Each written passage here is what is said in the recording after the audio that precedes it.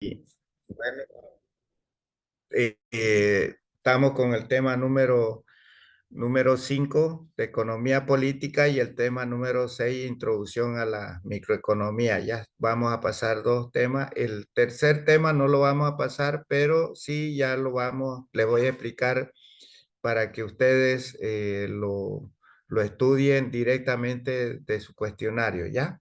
Porque por factor tiempo. Bueno, entonces empezamos con el tema número 5,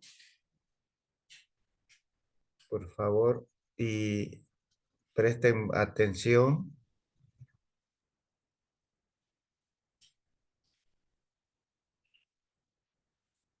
Bien, el tema número 5. El título es Economía Política.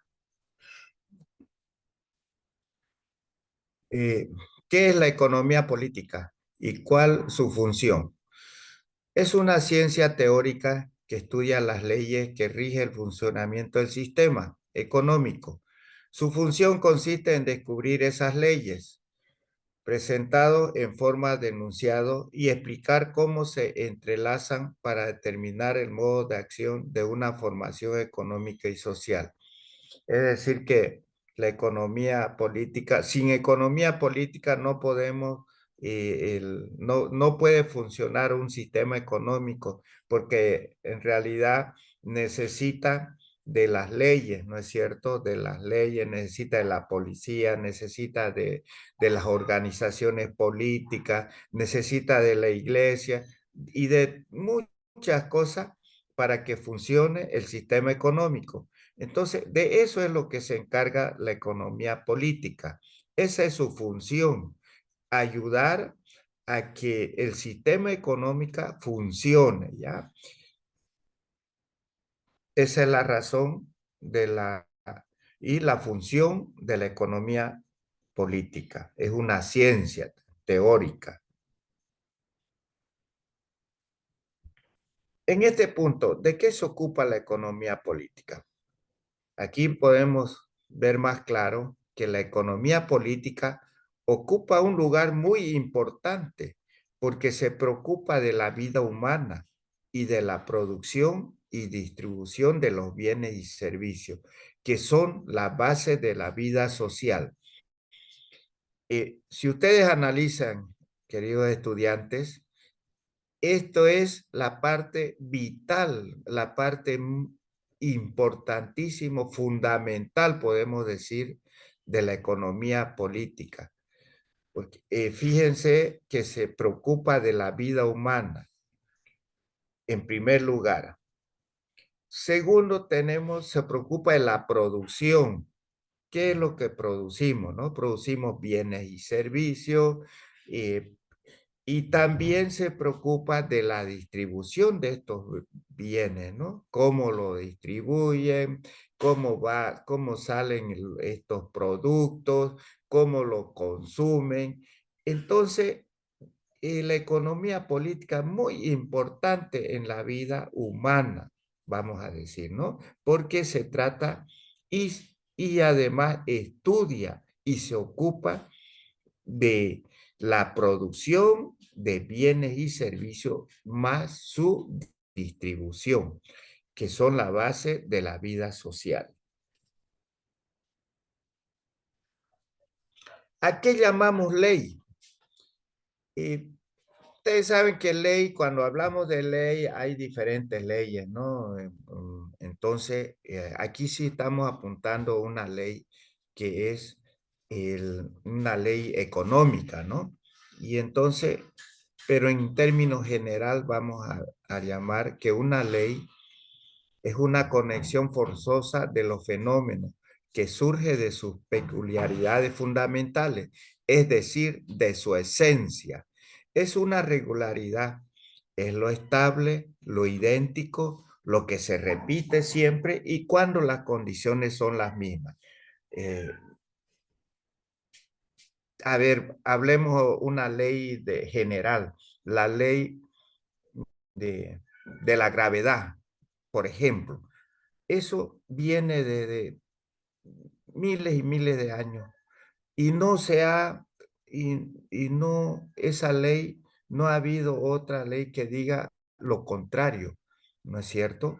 Entonces, siempre, hasta hoy día, esa ley es de 9.83, 5, 4, 2 y otros más números, ¿no? Pero esa ley no cambia hasta ahora.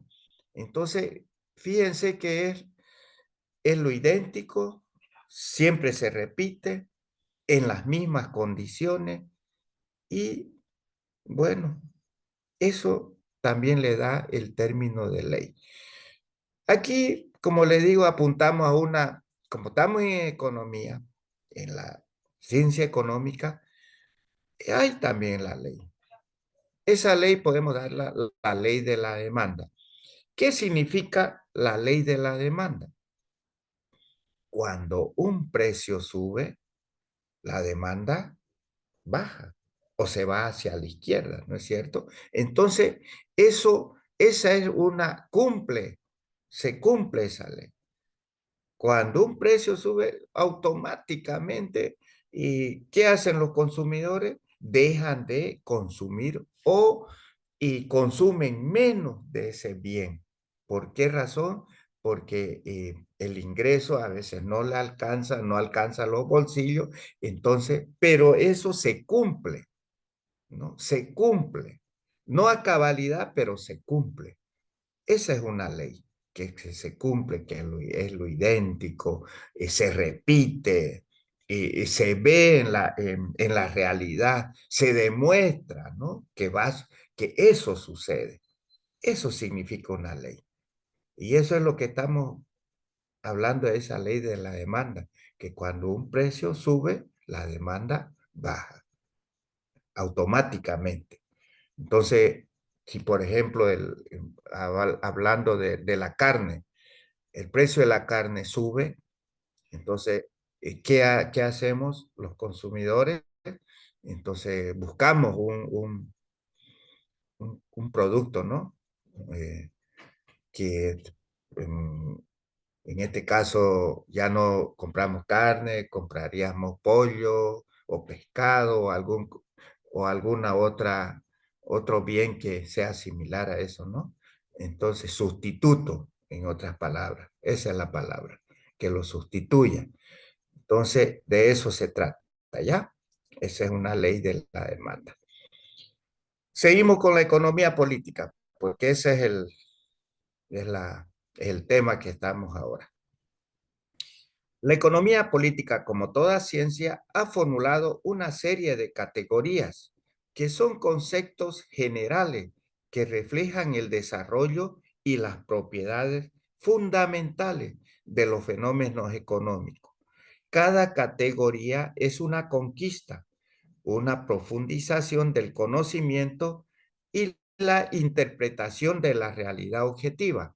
Entonces, ah, vamos a seguir esto. ¿Qué son estas conquistas? ¿Qué son las propiedades? ¿Cómo se desarrollan? ¿Qué es una categoría? Y todo eso está dentro de la economía política, como toda ciencia. Como ya dijimos, la ciencia ayuda, ¿no? ¿A qué ayuda? Ayuda a la producción, ¿a qué ayuda más? A la distribución y todo lo que es en la vida social, ¿no? De las personas. Veremos entonces estas categorías a grandes rasgos. No son todas, estudiantes, no son todas, pero son las principales. Las categorías de la economía política, eh, esto lo tienen también en el texto, si lo pueden ver también, nos indica, si observamos cómo una persona derriba árboles en el bosque, nos encontramos con dos elementos. Esto estamos proponiendo, ¿no? Esto estamos poniendo como un ejemplo. ¿Cuáles son esos dos elementos? Uno, el hombre que trabaja y dos, el objeto de trabajo. Bien, seguimos. En el ejemplo anterior, se refiere al hombre que trabaja y el objeto de trabajo. En el ejemplo anterior es un bien de la naturaleza, el árbol. Si posteriormente un carpintero elabora madera aserrada, el objeto de su trabajo ya no sería el árbol directamente, sino la materia bruta, sino la madera procedente del árbol. Si es la madera procedente del árbol, se llama materia prima. Entonces, hay dos cosas aquí. Uno, que cuando se derriba el árbol, es una materia bruta. Y cuando esa se vuelve madera, ya es una materia prima, ¿ya? Eso tenemos que diferenciar, estudiantes, ¿ya? ¿Qué es una materia bruta y qué es una materia prima? En este caso, la materia bruta sería el árbol directamente, sin ningún tipo eh, de vamos a decir, de manipulación, ¿no? Y cuando ya sufre ya alguna manipulación, eso sí se llama materia prima, ¿ya? Bien, así pues, el objeto de trabajo es una materia sobre lo que se aplica la actividad del trabajador para transformarla en otra cosa.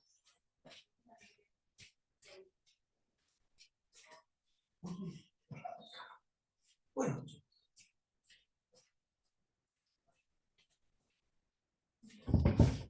bien, disculpen, la materia prima, que es la que ya ha sufrido alguna manipulación, la madera del árbol transformada en tablas para hacer muebles, esa es la materia prima, ¿no es cierto?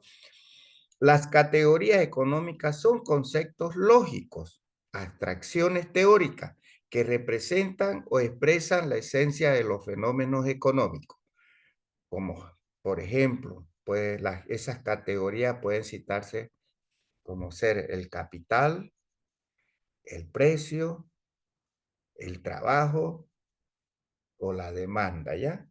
Esos son ya sabemos que el capital, ¿no? Que un capital es un dinero, ¿no? Que un local nos sirve para comprar algún bien o también para una inversión, ¿no? El precio, cuando vamos a comprar algo o entramos a un mercado, entramos a una tienda, lo primero que preguntamos qué es el precio, no se olvide. Y el trabajo que, bueno, cada persona su esfuerzo, ¿no? ¿Para qué? Para conseguir el, ese dinero, ¿no? Para su manutención, ¿no? En este caso. Y la demanda, bueno, nosotros tenemos que sobrevivir, ¿no?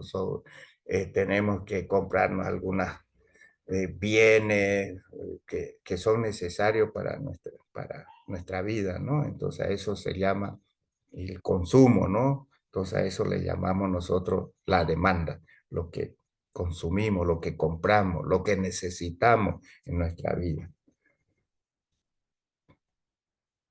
¿Qué son los medios de trabajo?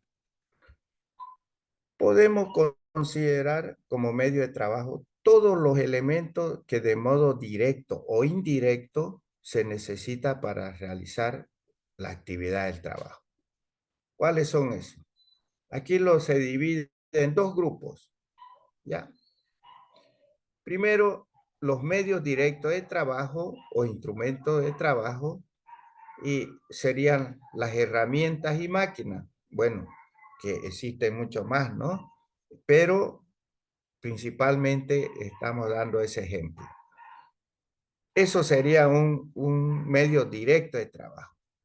Los medios indirectos principalmente son los que, como las instalaciones, la luz, la energía, el edificio, esto conforman un medio indirecto de trabajo.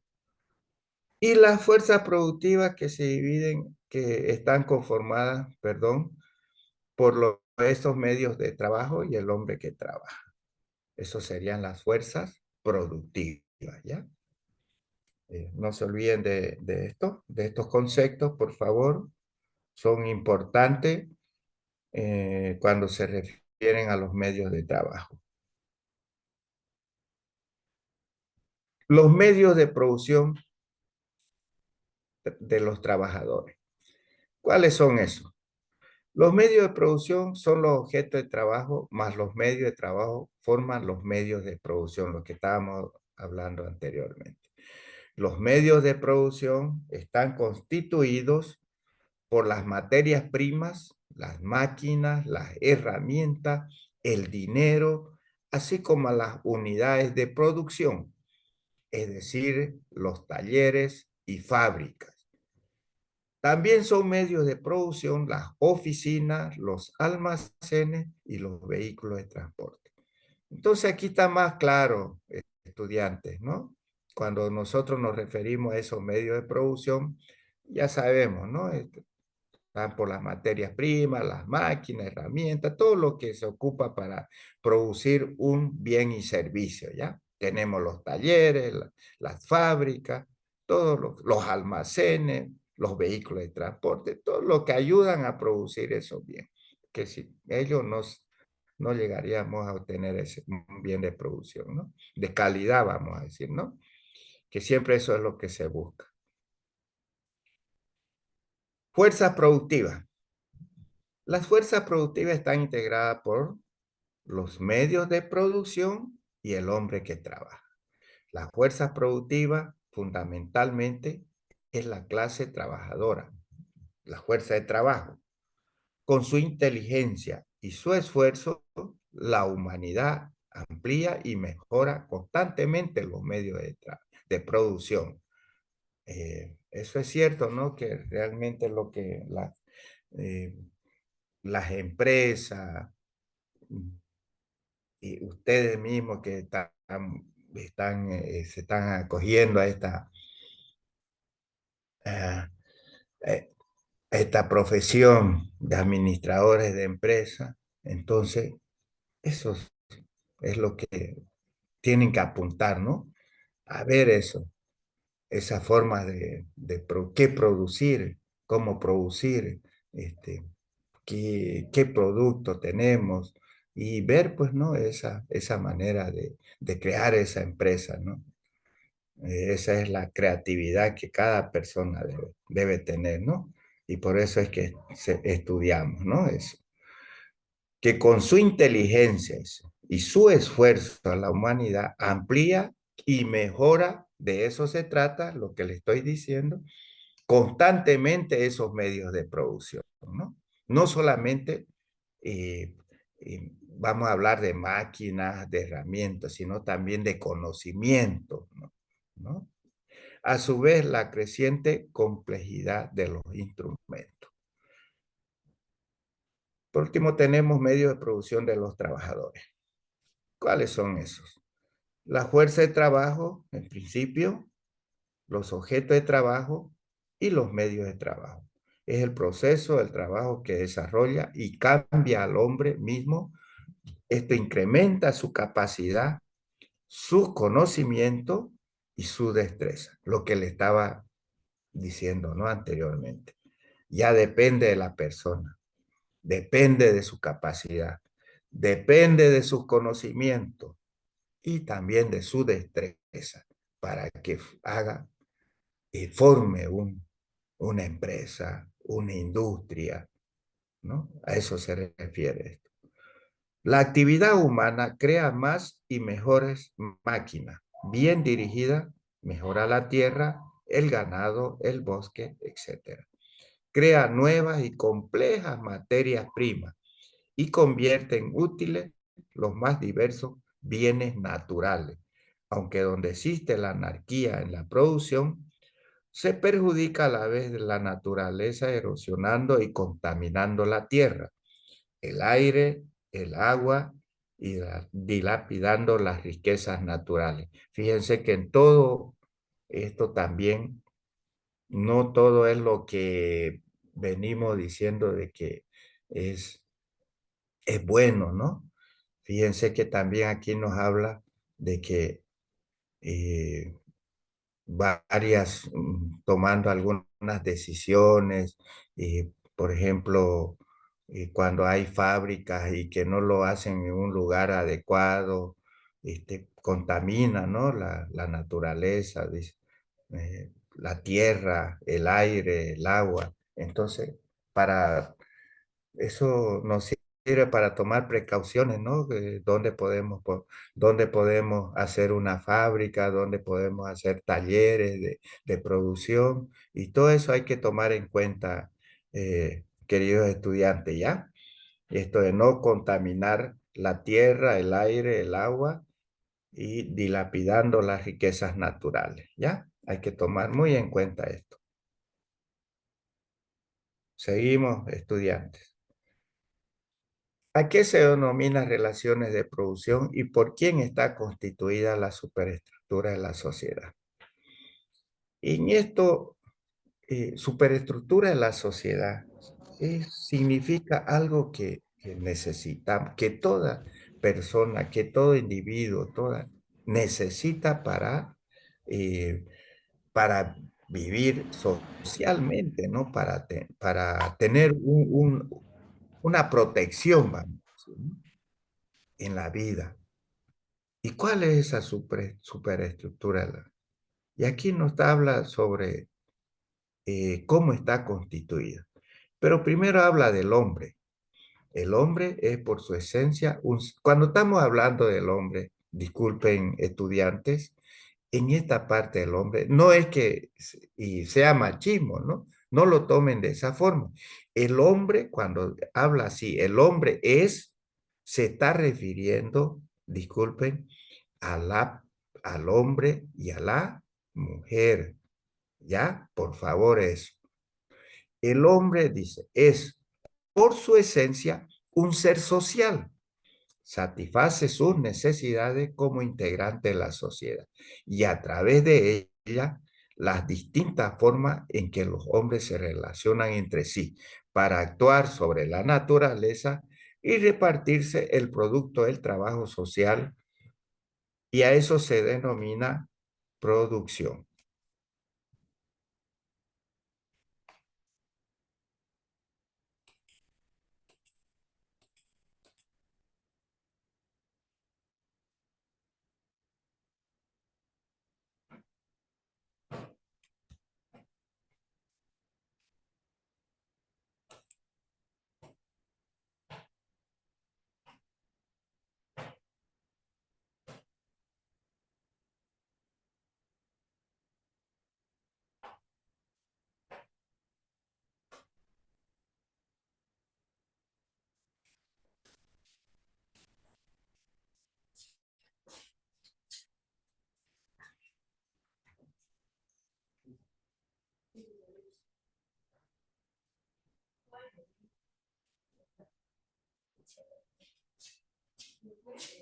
Ajá, no sé qué hizo.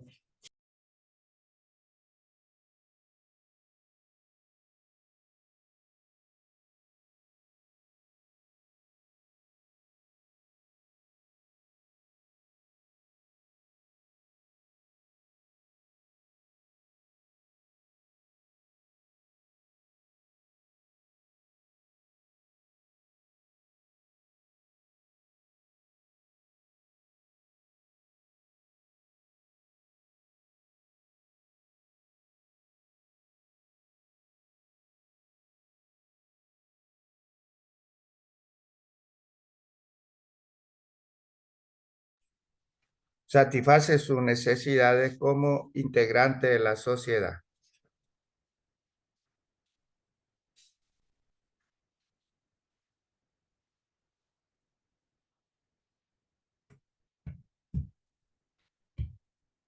Y a través de ella,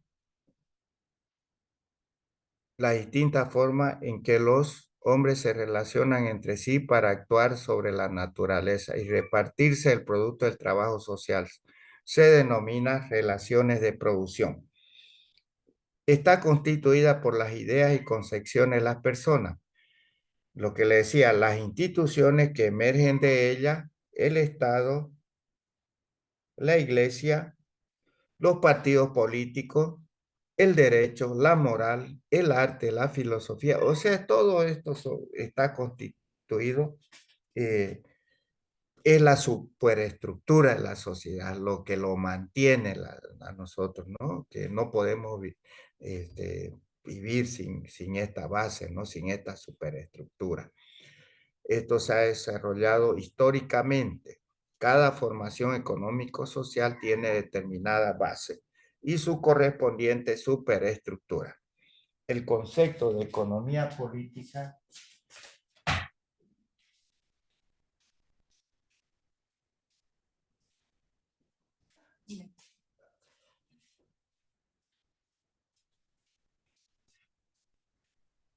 concepto de economía es la ciencia del desarrollo de las relaciones sociales de producción, es decir, de las relaciones económicas entre los hombres y esclarece las leyes que gobiernan la producción y distribución de los bienes materiales en la sociedad a lo largo de las diversas fases de su desarrollo.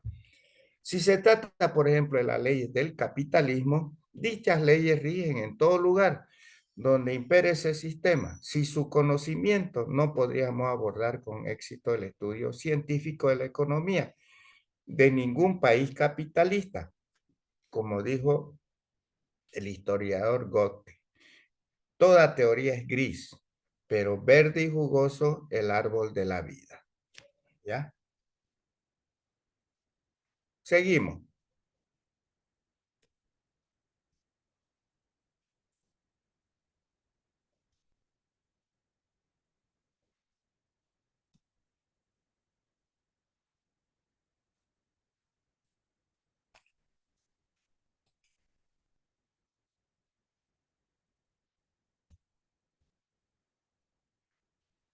La, tema número 6. Introducción a la macroeconomía. Este es el segundo tema con lo que van a dar, queridos estudiantes. Ya este es el tema número 6, ¿ya? Entonces, de estos dos lo van a dar el día viernes, ¿ya? Pero eso lo voy a, más después lo voy a explicar, ¿ya? Más detenidamente. Entonces, empezamos con el tema número 6. Introducción. Cuando se plantea una inquietud sobre algún fenómeno que da lugar a un objeto de estudio, este suele ser muy amplio. La economía no es una excepción al respecto. En el intento de abordar del campo de estudio, se ha desarrollado la ciencia económica con sus propios instrumentos, terminología y forma de pensar. La amplitud y complejidad del campo de estudio de las ciencias económicas lleva a tratarse de dos diferentes perspectivas, que es la microeconomía y macroeconomía. Ellas dan lugar a dos subcampos de estudio. Cuando hablamos de macroeconomía, por ejemplo, estamos hablando del comercio internacional, de los aranceles, de los impuestos, algo más grande. Cuando hablamos de microeconomía, estamos hablando de tipos de individuos, de agentes, del proceso productivo, de un consumidor o de una empresa. Entonces es algo más pequeño, vamos a decir, ¿ya? Cuando hablamos de macroeconomía, estamos hablando de los sueldos y salarios, de los ingresos, de las inversiones, del consumo, del ahorro, de las exportaciones, de las importaciones, de todo eso lo que se refiere a lo grande, ¿ya? A una, cuando estamos hablando de un país, entonces, ¿no? El desarrollo de un país, de su Producto Nacional Bruto, de su ingreso disponible, de todo eso, de los impuestos. Entonces, eso se refiere a la macroeconomía, ¿ya? Estudiantes. Aquí está más específico. La macroeconomía es la parte de la economía encargada del estudio global de la economía. En términos del monto total de bienes y servicios producidos, el total de los ingresos, el nivel de empleo, de recursos productivos y el comportamiento general de los precios. La macroeconomía puede ser utilizada para analizar analizar cuál es la mejor manera de influir en objetivos políticos, como por ejemplo hacer crecer la economía, estabilidad de precios, trabajo y la obtención de una sustentable balanza de pago. Entonces aquí está más claro, ¿no? Lo que se ocupa la macroeconomía, ¿no? ¿De qué se encarga? Bueno, en términos generales estamos hablando de en términos del monto total de bienes y servicios. Generalmente esto se refiere, el monto total de bienes y servicios se refiere a la producción, ¿no? De un año, vamos a decir, simplemente para saber cuál es la cantidad de total de bienes y servicios, ¿no? En dinero. A eso se le llama Producto Nacional Bruto, ¿ya? Estudiante. Cuando estamos hablando de los ingresos, estamos hablando de los salarios, ¿no? De sueldo. Cuando estamos hablando del nivel de empleo, estamos hablando del porcentaje, ¿no? Del porcentaje de empleados, del porcentaje de eh, qué cantidad de personas están empleadas y cuál es su fuerza productiva, ¿no? En ese porcentaje, ¿no? De que tampoco el porcentaje de desempleados. Cuando estamos hablando de recursos productivos, estamos hablando de maquinaria, de empresas, y bueno, lo más importante, ¿no? El comportamiento general de los precios, ¿no? Y inclusive ahora ustedes estudiantes están, nosotros en total, mejor dicho, estamos viendo esto de los precios, ¿no? Que cada día están subiendo y a eso se le llama también inflación, ¿ya? Queridos estudiantes. Seguimos. La macroeconomía puede ser utilizada para analizar cuál es la mejor manera de influir en objetivos políticos, como por ejemplo hacer crecer la economía, estabilidad de precios, trabajo y la obtención de una sustentable balanza de pago. Bueno, cuando hablamos de balanza de pago, estamos hablando de las exportaciones, que sin, cuando esta es una palabra que tal vez no, no, no, no no tengan mucho conocimiento, pero cuando hablamos de la exportación, o tal vez hayan escuchado alguna vez, estamos hablando de los bienes y servicios producidos en el país y que se venden al extranjero, ¿no? Y las importaciones, cuando hablamos de los bienes y servicios producidos en el exterior y que vienen nosotros, Bolivia los compra, ¿no? Eso se llama importaciones. Y hay en total sumado esos dos, ya se habla de una balanza de pagos, ¿no? Esa balanza de pagos puede ser superávit o déficit, ¿no? Cuando hablamos de superávit es a favor, ¿no? Es a favor nuestro. Y cuando hablamos de déficit, bueno, quiere decir que es un negativo para nosotros, ¿no? A eso se refiere, estudiante. Seguimos con la macroeconomía. La macroeconomía, por ejemplo, se enfoca en los fenómenos que afectan las variables indicadoras del nivel de vida de una sociedad. Eh, ¿Y cuáles son esas variables? Dirán ustedes, ¿no? Entonces esas variables son el Producto Nacional Bruto, cuando estoy hablando de eso, el consumo nacional, la inversión, cuando estamos hablando de los precios, pero de los precios de todos los precios, ¿no? Que producidos. Cuando estamos hablando del ingreso disponible, cuando estamos hablando de las exportaciones, cuando estamos hablando de las importaciones, a eso se refieren esas variables, ¿ya? Queridos estudiantes, no se olviden. El término macro proviene del griego macros, que significa grande, e inicialmente el sentido de los términos macroeconomía y microeconomía pretendía guardar cierto paralelismo a la distinción física entre el macroscópico y nivel microscópico de estudio. Ahí está la diferencia que les decía, ¿no? Cuando hablamos de macro, estamos hablando de algo grande y de micro, algo más pequeño, ¿no? El nivel microscópico de estudio. Así es que lo comparan los economistas, ¿no? La macroeconomía y la microeconomía. En el primero se refiere a la macro, importaría las propiedades emergentes asociadas a miles o millones de componentes autónomos en interacción, mientras que en nivel micro se trataría de describir el comportamiento de los componentes autónomos bajo las acciones a las que estaban sometidos.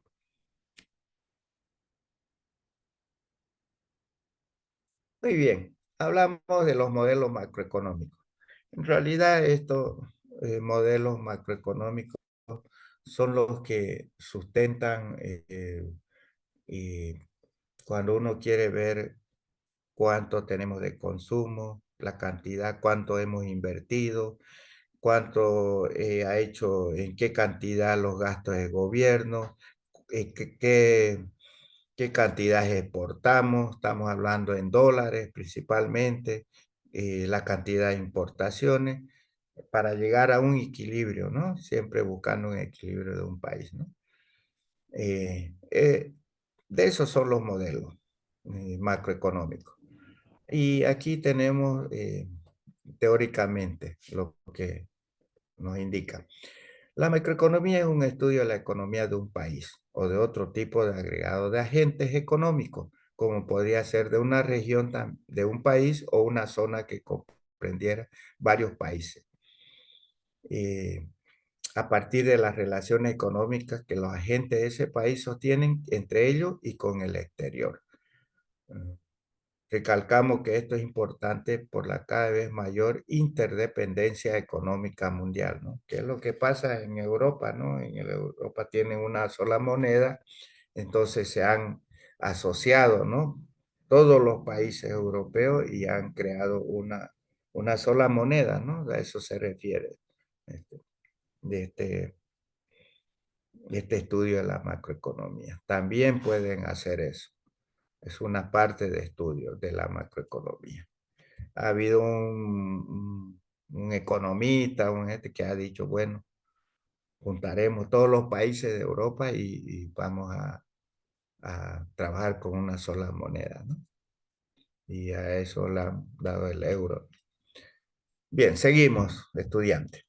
Dado que las relaciones económicas posibles son muchas y muy complejas, se hacen supuestos simplificadores para ir estudiando a grandes rasgos lo que sucede con las distintas variables económicas, implicado cuando se producen cambios en el entorno económico, dependiendo de los supuestos que se hagan, de qué relaciones se consideran o no, de qué tipo de efectos transmitan estas relaciones, cómo se haga esa transmisión y de lo que se suponga qué valores del mundo real representan las variables utilizadas. Se obtendrán unos modelos u otros, de ahí que existe una gran variedad de modelos que predigan o expliquen cosas diferentes acerca del funcionamiento de la macroeconomía. Aquí lo hice teóricamente, estudiante, pero ¿cuáles son esas variables? ¿Cuáles son esos modelos? Aquí le he hecho un modelo que es un modelo mundial, general, de cual en macroeconomía lo van a ver siempre este ingreso de equilibrio. ¿Y cuáles son esas variables? Aquí está la letra I, que significa ingreso. Aquí está C, que significa consumo. I, que significa inversión. G, que significa gasto. X, que significa exportaciones. Y M, que significa importaciones. Entonces, este es un modelo macroeconómico, queridos estudiantes, ¿ya?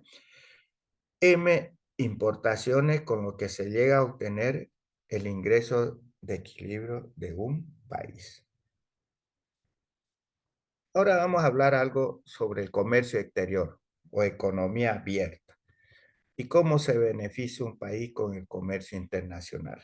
Generalmente, creo que ningún país vive solo, ¿no? Siempre necesita ayuda o necesita vender bienes, ¿no? A otro país. Y el otro país también necesita de, de ese país. Entonces, hay un intercambio, ¿no? De bienes y consumo. A eso se refiere ese comercio exterior, ¿no? Abierto, pero aquí no, no dice cómo se beneficia. Y vamos a ver teóricamente cómo es que se benefician estos países. Cuando usted decide comprar un carro, puede comparar los últimos modelos ofrecidos por Ford y Toyota. Cuando usted decide viajar con toda su familia de vacaciones, tiene las opciones de viajar a Punta Cana o Cancún. Y por último, si usted decide invertir dinero para generar más recursos, podrá invertir, si invertir en su propio país o invertir en el extranjero. Fíjense aquí tres ejemplos muy importantes, ¿no? Y cuando hablamos de los modelos de los carros de Ford, estamos hablando de Estados Unidos, ¿no es cierto? Y cuando estamos hablando de Toyota, estamos hablando de Japón. Entonces, fíjense que aquí estos dos modelos son los que compiten en un mercado mundial, internacional. Pero aquí nos está diciendo cómo se beneficia un país con este comercio internacional. Y seguimos.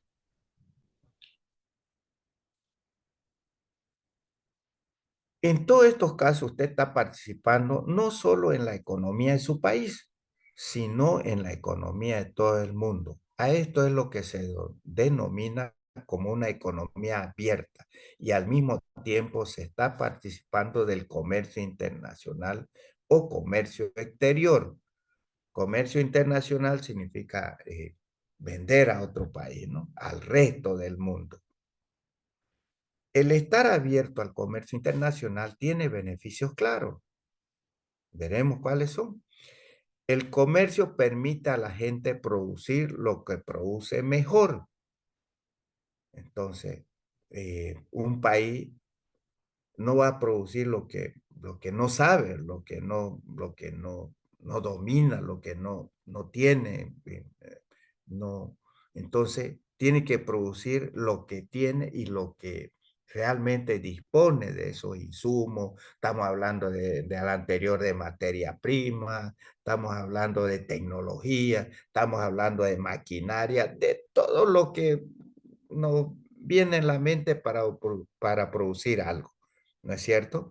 Y eso es lo que nosotros tenemos que apuntar. ¿Qué es lo que tenemos y para qué nosotros podamos producir eso y vender a otro país, ¿no? De lo que nosotros producimos mejor y consumir la gran variedad de bienes y servicios producidos en todo el mundo, claro. Podemos, lo que no producimos, pues tenemos que comprarlo de otro país porque necesitamos, ¿no? Así como ellos necesitan de nosotros otros países, nosotros necesitamos de ellos también lo que nosotros no producimos. De hecho, uno de los 10 principios de la economía destacado en el primer tema, nos dice que el comercio puede beneficiarse a todo el mundo.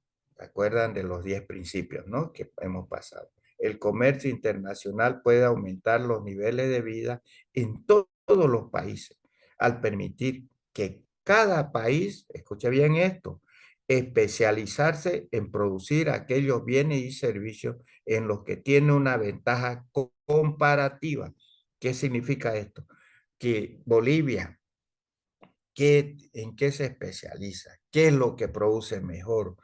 Tiene que producir bienes y servicios que le den una ventaja comparativa, que comparando con el otro país, entonces, donde ese país también produce esos bienes, entonces hay que comparar cuáles son de mayor calidad, cuáles son el precio, qué tienen de los impuestos, todo eso viene hay que ver, ¿no? Eso. Entonces, comparar eso, los impuestos, los precios, la calidad, y ahí vamos a ver si conviene o no conviene comprar ese bien o vender también nuestro bien. Hay que comparar. Y eso es lo que, si nosotros tenemos una ventaja favorable, pues tenemos que vender esos bienes o precios. A eso se refiere una ventaja comparativa, comparar los bienes con los otros países. Si nos conviene o no nos conviene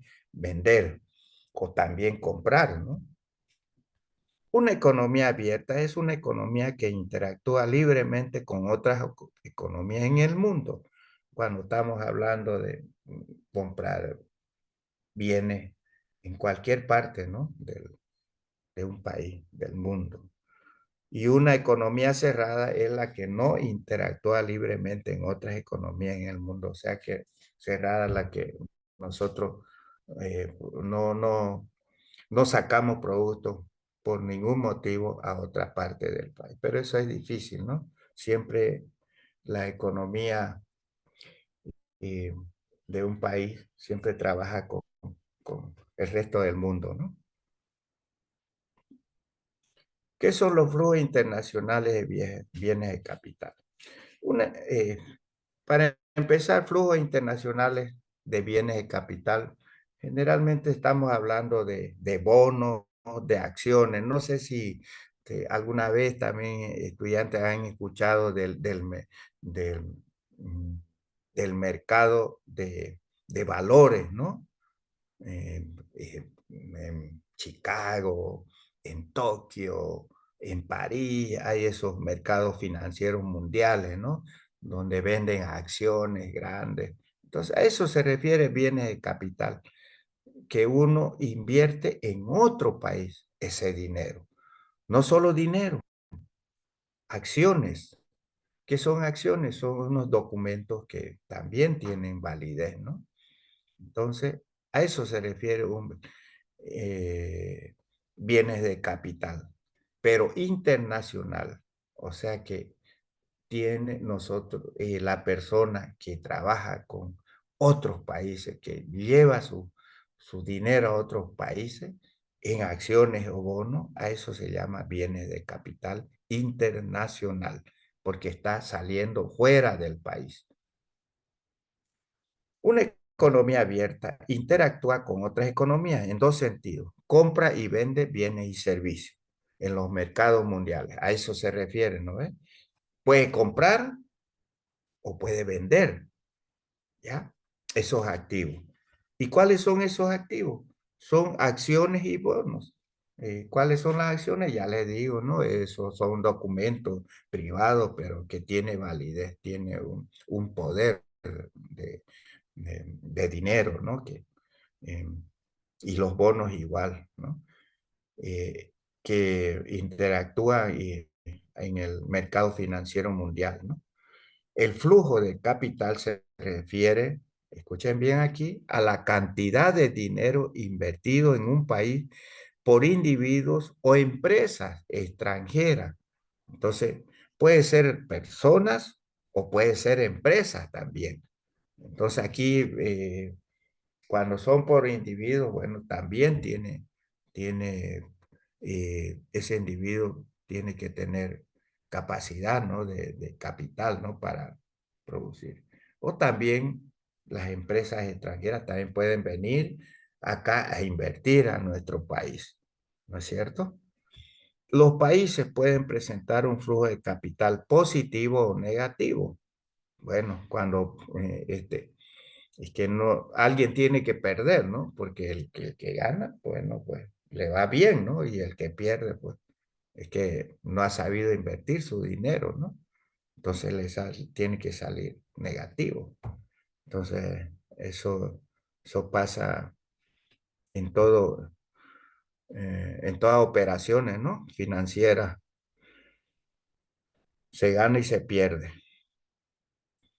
El libre flujo de capital es el fenómeno que permite que los retornos de la inversión se igualen en países distintos. Ese es un flujo de capital.